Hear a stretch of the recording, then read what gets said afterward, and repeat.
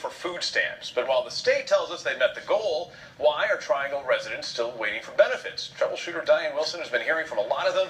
She joins us to show us what she discovered.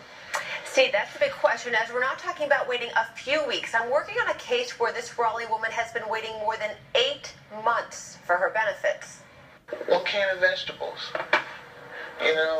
tuna. Just the basic staples and not much food to help Sharon Burris get by.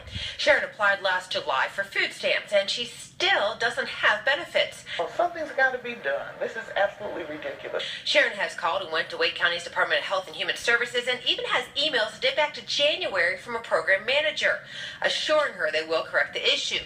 But months later, still nothing. Someone needs to know this is not working. And Alexis Levine is another Wake County resident still waiting. And I was told, okay, it'll be 30 days, basically. And it's been 4 months so far. And I haven't been able to get through to anybody. She also says despite countless calls to the county, her wait continues. I don't know what to say anymore, what to do, who to turn to, how to handle it. I do have a very limited income, and that income is going solely for food right now. But despite Alexis's and Sharon's pleas for help, the USDA and the head of our state, DHHS, believes NC Fast is working. Both agencies claim the state met the requirements of the feds to reduce the backlog of pending food stamp applications. But these women question how the state met the backlog as they're still waiting for their benefits. There are those of us that are suffering for over 6 months. It doesn't make any sense. And I don't understand how the government can stand by and let it happen.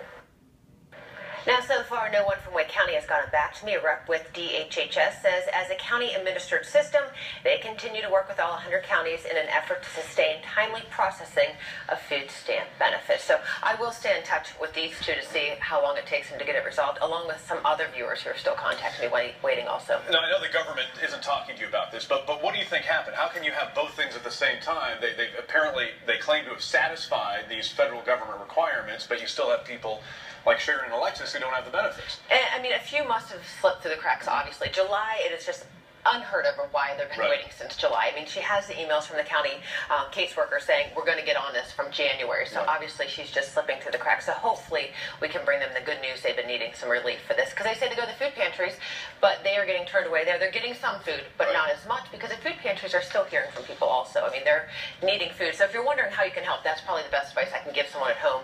If you have extra food in your cupboard, go out there and donate to those food pantries that are looking for any donation possible. We, of course, are partners with the Food Bank of Central and Eastern North Carolina, and they always have that need, so that is a good place to go.